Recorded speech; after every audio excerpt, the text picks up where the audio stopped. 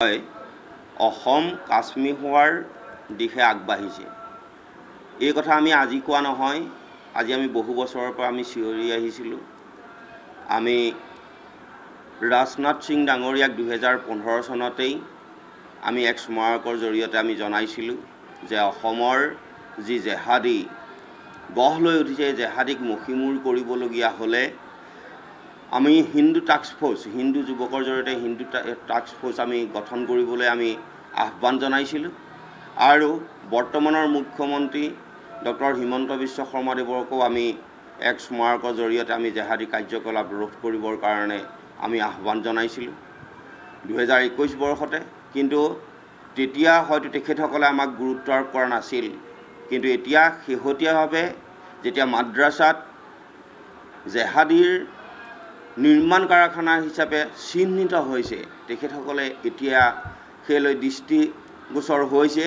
আমি তেখেতসকলক আমি পুনৰবাৰ আমি আহ্বান জনাম যে অসমক কাশ্মীৰ হোৱাৰ দিশলৈ ঠেলি নিদি অন্তিমখন মাদ্ৰাছাত থকালৈকে যে জেহাদী কুচকাজ যে চলি থাকিব, সেয়েহে মাদ্ৰাছাবিলাক সমূলনচে আমি বন্ধ কৰিবলৈ আমি আহ্বান জনাইছোঁ।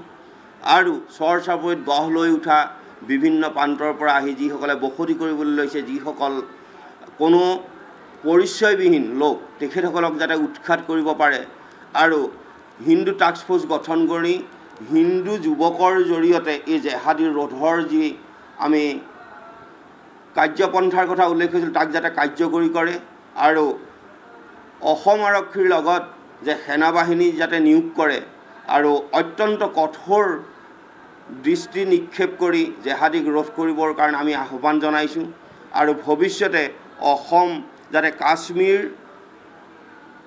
নহয়, তাৰ প্ৰতি যাতে তেখেতসকলে লক্ষ্য ৰাখে। আমি এতিয়া আমাৰ হিন্দু যুৱকসকল সন্ধ্যাৰ লগে লগে ভিতৰ সোমাবলগীয়া হৈছে, ভয় কৰা হৈছে জেহাদীৰ কাৰ্যকলাপৰ লগত। অকল এই জেহাদীয়ে যে অকল ধৰ্মীয় দিশতেই দৃষ্টি নিক্ষেপ কৰিছে এনে নহয়, লেণ্ড জেহাদ, লভ জেহাদৰ জৰিয়তে গোটেই হিন্দু সমাজখনক বিশৃংখলিত কৰাৰ প্ৰতি আমি অনুমান কৰিছোঁ। আৰু এইলৈ অসম চৰকাৰে এক বিশেষ কাৰ্যপন্থা গ্ৰহণ কৰি হিন্দু টাস্ক ফ'ৰ্চ গঠন কৰক আৰু সেনাবাহিনী নিয়োগ কৰি কঠোৰ হাতেৰে জেহাদী দমন কৰাৰ কাৰ্য গ্ৰহণ কৰক।